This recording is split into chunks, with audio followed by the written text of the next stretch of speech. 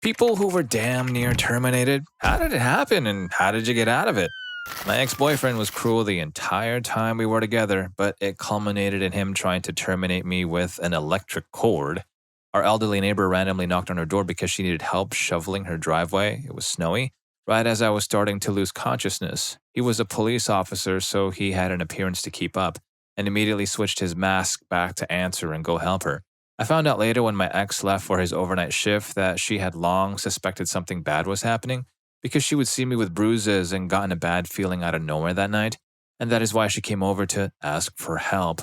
She called her son to take me to the hospital, and that was when I was finally able to leave him. I will always consider her my guardian angel. And the moral of the story is to leave and do not look back. No matter what gender you and the oppressor are, no matter what ages, no matter how bad, cruelty is a no, no matter what. Story 2. When I was 18, my ex-boyfriend stalked me and basically ambushed me in a municipal parking lot in my small hometown as I was unlocking my car to get in and go home. He harmed me twice, and I decided to just be compliant and go with him.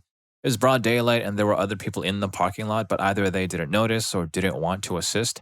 I won't go into minute details here unless some really want to understand the ins and outs of why someone you know might do this to you, but he brought me to his parents' house where he mistreated me.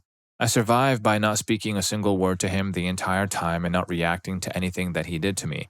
I innately knew he wanted to cause me pain, and I disconnected myself from the pain and emotion, purposely so as not to give him anything at all. He eventually stopped and fled and just left me there. When I was sure he was gone, I got dressed the best I could and started walking on the road where a guy I went to high school with previously, we had both already graduated, picked me up and drove me to a friend's house in town. I lived in a rural Wisconsin town. I stayed at her house for over a day before she convinced me to go to the hospital. I was afraid my parents would be angry with me, which was why I was hesitant. They cleaned and debrided my wounds best they could, but because I had been walking around like that for so long, they couldn't do much more than that for me. Nothing happened to my stalker. Stalking laws were not something that were a common thing in 1990. No charges were pressed. My attacker stayed low for a few years in Minneapolis and then moved back to my hometown area, where he married a couple of times and had 5 daughters. About 15 years ago, he reached out to me on FB and wanted to be friends. My father didn't want any charges pressed and felt that I had gotten what I deserved for dating the guy in the first place. My mother went along with what he wanted. We never spoke about what happened to me ever again. It was up to me to work through on my own. My dad is gone now, and my mom has apologized to me in her own way. I don't speak with her about it to this day because she feels so guilty and horrible, and I honestly do not want to do more to her that would make her feel that way. She somehow felt controlled by my dad for many years until she divorced him after 35 years of marriage. I've gone to therapy in the last 15 years of my life and it helped, but most everything I've done to survive and live has been based on spending a lot of my time being honest and introspective of myself, trying to become as much of an expert on myself as I can. That started the minute that I got into the car with him and we headed out to his parents' house, and it hasn't stopped since. I survived by not giving my attacker what he wanted despite being compliant with what he asked. Story 3. Way back in 8th grade, another student attempted to hurt me. The situation was that the teacher left the room for a few minutes. I don't remember why, but it's not important. The friend sitting next to me got up to talk to someone on the other side of the room, but left all his things, including a completed homework assignment that was due in our next class. The girl sitting in front of us turned around and grabbed it. Now, while we weren't close friends, I had always considered myself on good and friendly terms with this girl. I made a comment along the lines of, "Hey, don't copy his work, do it yourself." But I completely meant it in a joking way, as I often joked with her and thought she was just taking it to check his answers against hers. She responded in a rather blunt tone, "Why don't you mind your own business?" I don't know why I said it. I don't know why it came to my mind, and I do absolutely regret it, but I just blurted out, "Why don't you go eat a donut?" Again, I don't know where that came from, if it was a line from a show or a cartoon buried in the back of my mind. But there's no real excuse for saying it. We jokingly made fun of each other a lot, but I had never once made fun of her weight before this. Anyway, she didn't respond. She simply stood up and walked away. I sat there for another minute or two before I heard someone across the room shout my name, followed by, "Look out!" Still sitting at the desk, I turned my head just in time to see her behind me with an arm raised that she thrust down toward me. I got both of my arms up in time to stop her and slightly redirect the trajectory. I sat there holding off the arm for a few minutes until a couple of teachers rushed in following the commotion and were able to pull her off. In the end, she was only suspended for a week, but she was removed from my class when she came back. I did play down the event when talking to the school administrators because I felt bad about what I said to instigate it, and because, again, I did feel like we were friendly before this and didn't want her to get expelled with less than a month left in the school year. I found out after the fact from others in the class that she previously terminated her stepfather at a young age after a few years of enduring serious physical cruelty from him. Apparently, this was common knowledge to most of the class who had grown up around her, but I had no idea as I had only transferred into that school for that one school year. So, yeah, even though she very much tried to end me, I still feel bad for her. Story 4. My aunt was mugged and escaped it by giving the mugger a mom look and asking him, "Honey, is the $30 in my purse worth years in prison or having to live with the knowledge you robbed a terminal woman?" And the guy apparently put his weapon away and skulked off. Weirdly, she's pretty sure she hired him to work at her shop a few months later. The guy applied to work the night shift and was much cleaner, but she thinks it was the mugger. And because my aunt is who she is, she hired him anyway. And was a model employee too. She would be mad if I didn't mention that. As far as I know, he's still working at her gas station, and last I heard, he was her night manager. No money goes missing, customers compliment his attitude, and she says that fate sent him to me twice and I did my duty. Story 5. My ex-husband attempted to end me. He'd always been cruel, but never to that level. I woke up to him on top of me. I fought back, I ran, and he caught me on the stairs. As I lay dazed at the bottom, he smashed my phone over the banister, RIP BlackBerry with a physical keyboard. I don't recall how I escaped that time. I do recall running out the back door screaming. A neighbor had lights on and let me in. I used their phone to call 911. He was arrested and charged and released the next day. I took him back about 2 weeks later. He was so sorry, and I was so afraid financially. He promised to take his antidepressants. He promised he'd stop substances. Once the restraining order was dropped, he reverted back to his old ways, immediately, advancing on me and making light of his attack. Doing laundry one day, I found a very tightly rolled up $5 bill. I eventually understood that he wasn't trying to be better and that I would be gone if I stayed. His girlfriend messaged me via Facebook 2 weeks after he pled guilty, telling me how cruel he is. They're still together, as far as I'm aware. And me? I'm thriving and living my absolute best life. Yes, she survived, she escaped, and she's thriving. That takes immense bravery. Story 6. I was coming home from my restaurant job at like 2 a.m. I stopped at a sketchy Walgreens to grab some snacks. I was getting into my car when a dude ran up behind me, yelling, my friend, please, you must help me." So startled, I turned and saw a large man in front of me. He had a thick Haitian accent. He started frantically explaining that he had just arrived from Haiti and desperately needed a ride to his friend's house to reunite with his family. FYI, the giant earthquake in Haiti had just happened. Normally, I try to help everyone I can, but this dude was giving me weird vibes like he was on a lot of stuff. I politely declined and he got aggressive, and I ended up just hopping into my car, driving quickly away. The next morning, I saw on the news he had convinced 2 young girls to give him a ride. He pulled out a weapon and forced them to drive about 100 miles away. He then made them park on a side road somewhere and started hurting them. One passed away and the other ran away and got help. Story 7. Was basically a functional light user when I was a teenager. An acquaintance and I were held against our will and she didn't make it. I did. It took 3 days. It was a normal day. I went out with a friend and 2 acquaintances to a relatively normal house, but our drinking water was spiked. Ended up at the other friend's house. I realized once we got inside that there were no doorknobs, windows were nailed shut, etc. Phones and clothes were taken. The other girl was far more gone and already working the streets. I never did. So they take her out and bring her back. Was roughened up pretty badly, spiked out of my mind, etc. Stopped fighting back. They didn't take me out of the house except to lock me in a shed sometimes. I pretended to be more spiked than I really was and listened to what the guys talked about. One day, she and the other 2 were out doing what she did. The guy watching the house and me fell asleep. He'd been out for days and just failed at an attempt in front of me, so it was a deep sleep. They hadn't locked me in the shed that day, but left me in the main house as I'd become compliant and learned to act more spiked than I really was. Got my phone out from under the guy. They were trying to make it look like I left my own accord to throw off friends and family. Charged it for 10 minutes while I found someone else's clothes and shoes. Ran until I couldn't breathe, called for help. And got clean over a decade ago. The other girl was never seen again. Story 8. When I was an early teenager, I went to a friend's house whose older sister was having a party. It had drinks, but very limited. Her parents were home and we mostly played video games and cards. But more people than expected showed up, including some people who had already graduated. This one guy was a former high school jock loser who started in on making fun of me / hitting on me. The parents asked him to leave and he did, making a bit of a fuss but eventually walking out. I was all upset and crying and wanted to go home, but home was a mile-ish walk through some woods and dark roads, so her parents told me they would drive me home in a bit when the party was over. I was still upset and I was very dumb, so after a bit, I snuck out and walked home. A few hundred yards from my house, someone hit me with something. I was told it was a baseball bat. I do not remember any of this, nor do I remember someone finding me in a ditch and taking me to a hospital. Story 9. I don't know if it's terminated, but I had a weapon pointed while fishing. I was hiking up a river fishing for the day, going up smaller tributaries for trout in the fall. I was a few miles in and came around a bend to riverside plants as tall as me. I was 16 and I didn't care. I was fishing. As I'm working up the water, I hear some rustling, turn around, and there's a man with me maybe 10 feet away. I said, I'm so sorry, I'm just here to fish. I'll turn around. I'm so sorry. And he just stood there, said nothing. I began walking back downstream, waiting for my time to end. Longest minutes of my life. Now here's a kicker. I forgot my stringer. I was in cargo shorts. I had a couple of fish with deep hook sets, so I kept them to eat. I put them in a cargo pocket and dipped my legs into the water here and there. Through this entire incident, they were floundering in my pocket, making noise. I could only laugh about it now in hindsight, my shaking in fear accompanied by my left leg pocket bouncing erratically.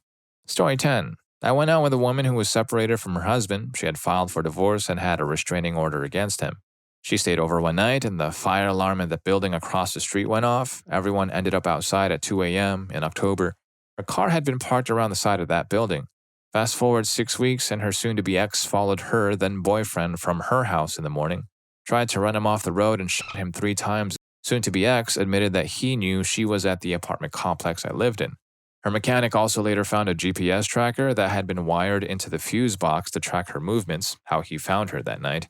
I'm pretty sure he was armed that night and by chance picked the building she was parked next to and activated the alarm. Thankfully, the wrong building. You know, for a separated husband, he seemed pretty invested in her whereabouts. Story 11. I was letting a guy who had fallen on hard times stay with me for a bit. He was difficult to live with, but I was understanding because he was autistic and had a TBI. He also carried more than his weight on household chores and stuff, but he crossed a few too many lines, mostly through absent-mindedness or misunderstanding, but it was difficult. He finally crossed one willfully and knowingly that really angered me off. So later that day, I told him he had 24 hours to get out of my house. He flew off his chain as I expected he might have. Lots of yelling, threats, crying, even hitting me occasionally. I recorded it all and reacted as little as possible. Finally, he charged into my bedroom with a weapon. I didn't think that when I decided I was going to kick him out, he'd escalate to that level, but I knew it was a possibility and was ready for it, so I had my weapon on me. Luckily, he had trouble getting it open, and I think he hesitated after charging at me. That gave me enough time to draw, and when he realized that, he ran to the other side of the house. I went out to the porch and called the cops. He told them a wildly different story that they believed over mine at first. When they came out of the house to cuff me after all this, I told them I had a video, they let me show it to them, and that changed things real quick. Story 12.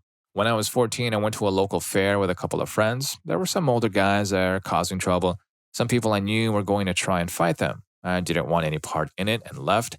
On my way back, the ones I knew ran past me. One of the older guys was chasing them, stopped in front of me and asked if I was with him. I said no. He called me a lying schmuck and hit me. I fell over and he started kicking me, then his mates joined in.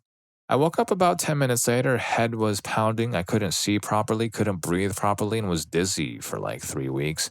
One of them threw a brick at the back of my head while I was on the ground. Apparently, he had tried to lift a stack of bricks still cemented together to drop on me, but couldn't pick it up. Only reason I'm alive is because he wasn't strong enough. That was 22 years ago, and I'm still partially deaf in my left ear. Have a spot on my head that hurts if I press it, and get nervous if my back is not against a wall when I'm out. Story 13. Bit of a long one, being vague as it's a relatively identifiable situation and those involved were never exposed. An older girl forced me to come over to her house to play. She mistreated me, I told her to stop, and she tied me to the couch leg. First instance of avoiding termination, she wanted to tie the rope around me, but I insisted that she tie the rope around my waist. She left me alone and tied up, whereupon her older brother mistreated me. Their mother found me some time later, cleaned me up, and sent me home. A few days later, the brother knocked on my family door and my mom answered. She finds me and says that the girl wants to play with me again. I refuse, obviously. I never see or speak to either of them again. Second instance of avoiding further termination, as my mom did not try to force me to be nice and play with her again. When I told her about this as an adult, she said me not wanting to play with someone was so out of character that she made up excuses to keep me away from ever being around them again.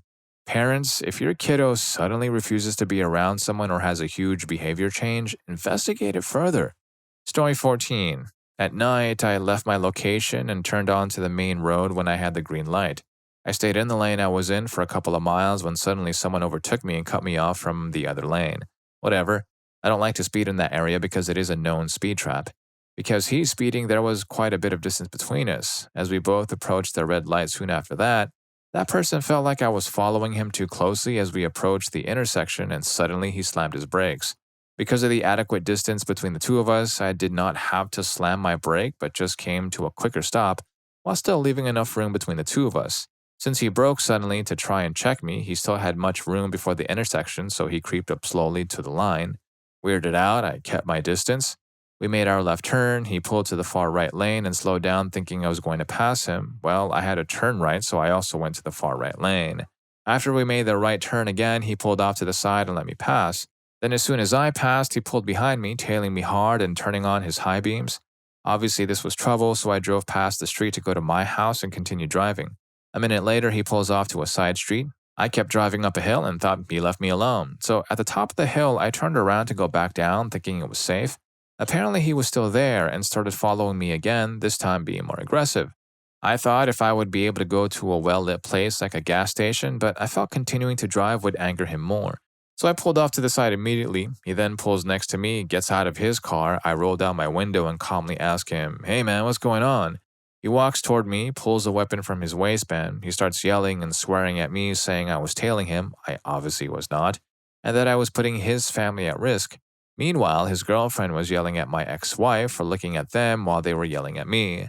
Obviously, at this point, it's not a matter of who's right or wrong. I just want to get my wife and I out safely. So I apologized multiple times over and over, just saying, "Hey, I don't remember doing that, but I am sorry I did." After what felt like 5 minutes of that, it was probably less, he pulled his weapon away. I shook his hand and let him drive off. Before that, I was indifferent to weapon ownership, but now it's hard for me to look at weapons in a positive light. You can do everything right and still anger off someone because you looked at them wrong or did something they didn't like, and they'll escalate the situation to 100 in the blink of an eye. And if you're enjoying the video, please don't forget to hit that subscribe and like button for more videos just like this. Story 15. Some group tried to take me and my parents in Mexico. We were in a rented Mexican car and aren't American but are obviously Hispanic. My stepdad being white with blue eyes, so the only white person. I was expecting a decision from a top law school program and was hell-bent on coming back home. 3 trucks blocked us in, but the one on the driver's side didn't pull up far enough to block us all the way. Masked men got out of the vehicles and surrounded us with weapons, banging on the glass, trying to shatter it. I began yelling at the masked men, telling them, "You're going to regret this." My parents were frozen, and I started yelling at mom to put the car into drive, pop the curb, and not look back. She did, and we got away, luckily. In America, we are taught to comply, but my instincts told me otherwise in Mexico, and I'm so glad I listened to it. I got into the program, by the way, and I realized the little powerless girl in my childhood became a fearless, fast-thinking bad. Story 16. I had a cruel girlfriend when I was in college. She was several years older than me and took advantage of the fact, doing all kinds of things like cheating on me, hitting me, isolating me from my family. She was probably a clinical psychopath, knowing I didn't have the common sense and experience to leave or to understand this wasn't normal. One day, we were having a bad argument by text, and for some reason, I agreed to meet her in the parking lot of the building where I worked. She had driven there and was in the midst of a bipolar meltdown and was enraged. The argument continues in person, her inside her vehicle with the window down and me standing outside of it. Suddenly, she gets this look in her eye, puts the car in gear, and I realize without thinking it's that she's trying to run me over.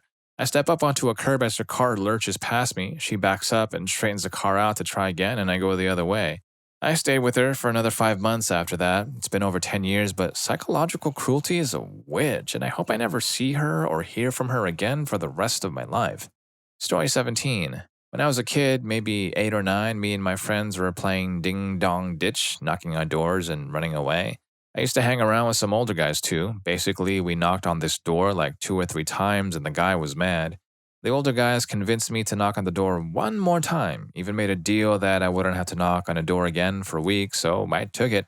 I ran up to the door, and before I even finished knocking, the door swung open at light speed. The guy who owned the house grabbed me, picked me up like how you'd pick up a baby. I guess I was still pretty small. Took me inside, closed the door, and had a weapon in his hand. The weapon was pretty close to me, but I think after a few seconds, he kind of realized the weapon was a bit much and that I was a kid and not some older teenager. So he tried hiding it behind him. He told me never to come near his house again and asked me if I understood. Being really scared, I just nodded, I think, and didn't even speak. He put me down, opened the door, and I ran. Never told my parents because I was scared I'd get in trouble for knocking on the door in the first place, but that was pretty scary. Story 18. I wouldn't say this is near terminated by any means, but it was still a notable experience for sure. Last summer, I was visiting NJ and rented a room for a couple of months. The house ran an Airbnb, so there were people constantly coming and going. One guy had been there for a couple of weeks, 2 doors down the hall from me. One night, I guess, he had a mental breakdown, called 911, and said he was going to end everyone in the house and then turn the weapon on himself. My back was in bed, falling asleep, when suddenly the door was getting pounded down. I finally got up grumpy as hell to see what was happening. I figured it was just some tenant who locked themselves out. Nope. Opened the door and SWAT is pointing their weapons. They lowered their aim instantly once they saw me, clearly recognizing I wasn't the threat. I'm a 5'2", 100-pound chick, might have had something to do with it, ha ha ha.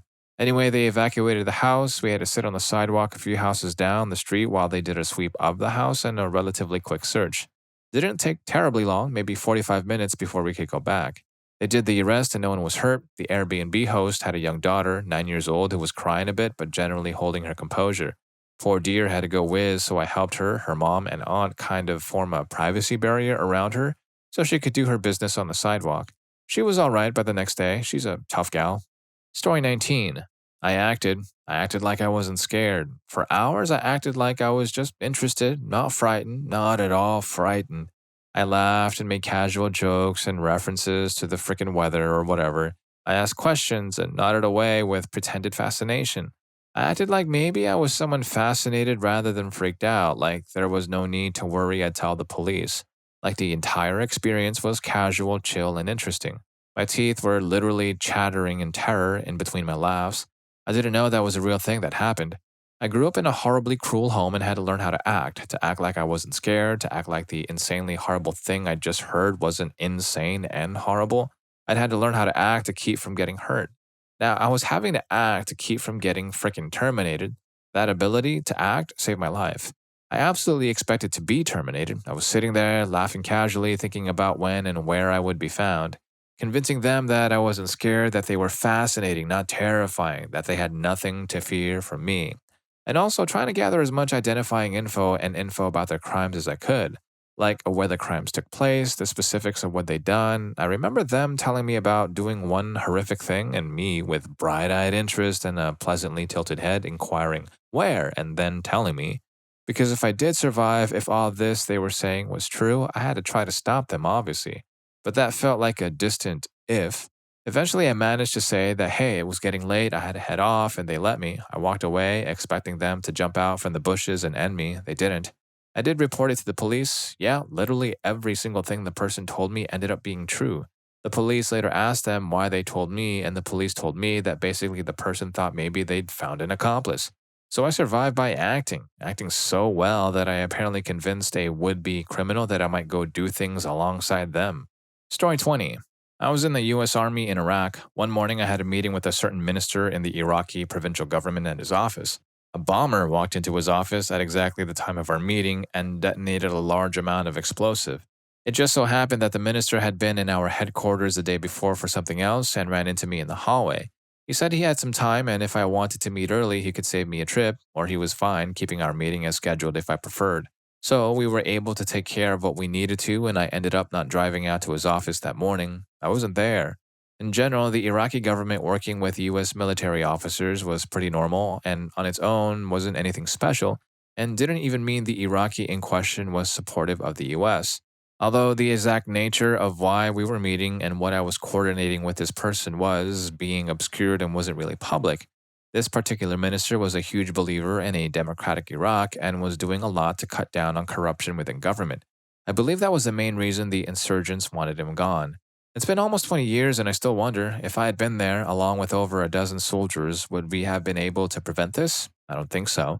I wasn't anyone important, so it's not like the security detail would have been escorting me everywhere and guarding every door in. They likely would have just stayed with the trucks and depended on the Iraqis for the internal building security. The convoy over between the two locations was our bigger concern, so it likely would just be me and my holstered weapon in the room. Maybe the presence of US soldiers outside would have scared the bomber off? Never know, but I most likely would be gone. Story 21. Guy tried to rob me while I was in my clinic parking lot one morning before sunrise. I'd just gotten out of my car, hadn't shut the door though, and he just seemed to materialize out of nowhere. I didn't even realize he was trying to rob me initially. I thought something was wrong with one of the patients arriving in the front parking lot and he was asking for help. Nope. He said, "Where's your bag?" And I stepped closer, which is when I realized he had a weapon. Literally, any other day, I probably would have gotten robbed, but that was the morning after the Batman Theater firing that happened in Colorado, and I had had to leave the clinic to go hunt down a nurse who overslept, so I was on edge. I just had this intense burning rage setting my chest on fire. I heard the sirens in my head. I smacked the weapon away with my right hand and hit him in the face as hard as I could with my left fist. He dropped the weapon, stumbled backwards, and took off across the parking lot. I screamed, "Yeah, you better run, you!" Then immediately ran to the clinic staff door and started beating on it because I was shaking too bad to get my key in the door. The guy got caught the very next day because he came back to the parking lot while a cop was sitting there in a patrol car. The guy matched the description I'd given, so the officer rolled down the window and asked him what he was doing there. Guy says he was looking for something he dropped, like seriously. While the cop was talking to him, he realized not only did he match the description I'd given, he had a busted lip. He confessed to the whole thing at the station, and it turns out he had a list of priors that were slowly escalating in more violent ways. Story 22. So I've been fired at on 3 separate occasions. I've been poisoned twice, blown up once. So the first time I was fired at, I was 9 years old walking from my grandparents' hangar towards their house. Cousin was firing cans off the fence. He was supposed to be firing towards the woods, but his stupid self was firing towards the airport, and as I walked up from about 200 yards away, I caught one in the forehead. Second time I was fired at, I was 13. My neighbor that lived behind our house had a dog that was constantly crapping in our yard. Mom asked him several times to keep your dog out of our yard or clean up the mess. Well, he never did either. It got so bad, Mom went and bought a 5-gallon bucket, gave me a shovel, and told me to clean it up and throw it on his front porch. Well, the neighbor didn't like that, and he fired at me in the kneecap from inside his house. I ended up in the hospital for 2 weeks, and the neighbor ended up in jail. Third time I got fired at, I was 23. I was working as a bouncer at a bar, and there ended up being a dispute, and when I went to throw the whole lot out, one of the ladies whipped out a weapon and fired. Lucky for me, on that one, I was wearing a bullet-resistant vest under my uniform.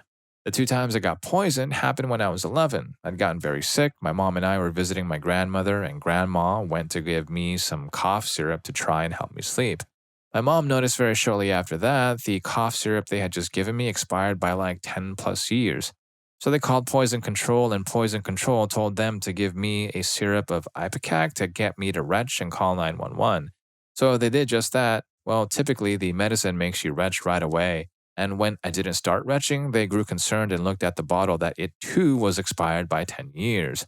So they called Poison Control again, only to be told, "Stop giving them anything and call 911. Story 23. I was on a first date with a guy named Gabe in 1971. We'd met the day before when I was walking through my apartment complex. He also lived there. We drove to an upscale restaurant in Jacksonville Beach, Florida. He had an orange Corvette that had a telephone between the seats.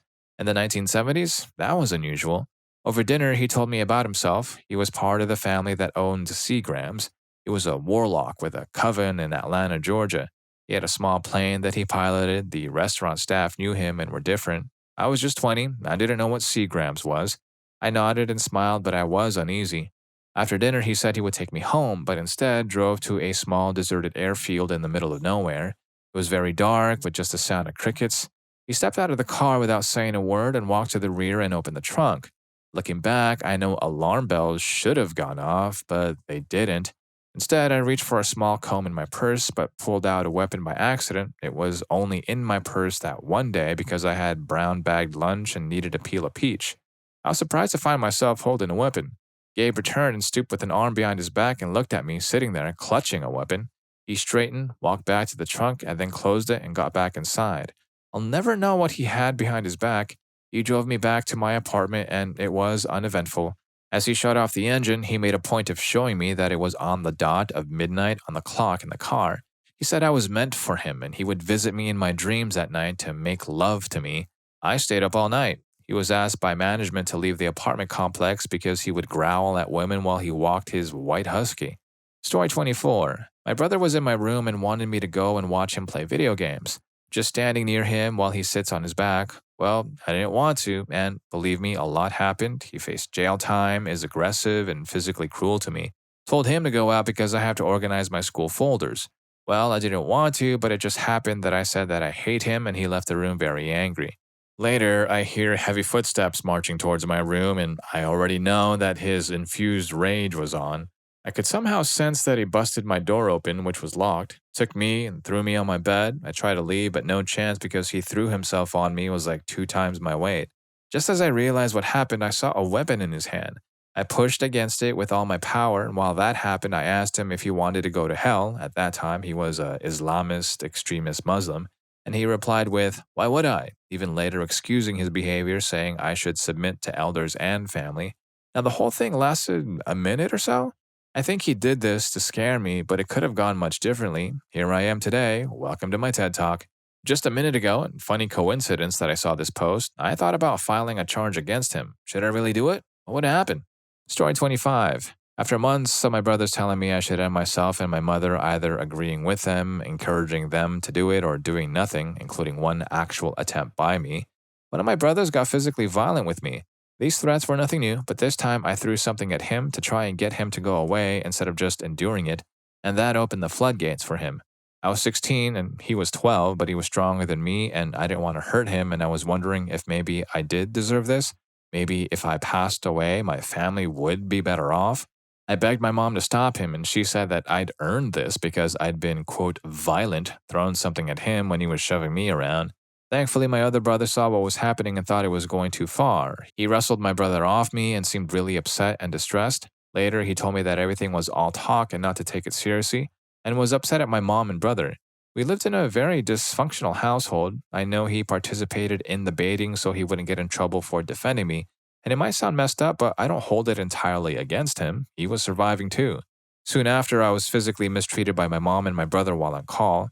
My friends who were calling me recorded it, and with that, testimony from one of my teachers who visited my house over the summer, testimony from my and my family's therapists, and my own testimony, I was able to get into foster care. Unfortunately, I was the only kid in my family to do so, and I regret not being able to save my siblings, even my brother who tried to end me. He was only 12 and doing what my mom encouraged. Story 26. I didn't realize how close I came to getting terminated once. Back in 2004, I was a realtor in Austin, Texas. I drove this guy around, helping him look for a duplex or house to rent. He said he needed a place for himself and his wheelchair-bound roommate. I never met the roommate. Anyway, I spent a few hours driving him around. At the time, I had a new BMW X3. We got to talking about our hobbies, travels, and random stuff. He seemed like a decent guy, but occasionally said weird things like, "I want to be seen." See? You get to be seen. Toward the end of the day, he told me he had some really good grass from Hawaii that he wanted to share and or sell me. I figured, what the hell, not going to pass up some Hawaiian grass, so I took him up on the offer. Plus, I still needed to go over a rental application with him anyway. And while we were hanging out, he started showing me pictures from Hawaii and other tropical places, getting really passionate about whatever he was rambling about. I honestly don't even remember. I was just kind of watching him. At one point, I went to the bathroom and noticed a handicap bar on the wall and a folded wheelchair. Didn't think much of it, just that we need to keep an eye on places wide enough for the wheelchair. When I came back to the living room, I found this guy singing loudly and passionately to some 90s song. By then, I was already feeling uncomfortable. I'd already bought the grass and was ready to leave. I thanked him, shook his hand, and politely told him I needed to go. I said I'd be in touch the next day to pick up the application and that he could call me if he had any questions or needed help. This was around 5:30 p.m. The next morning, I get to my office, and my broker is standing at the door, looking seriously freaked out.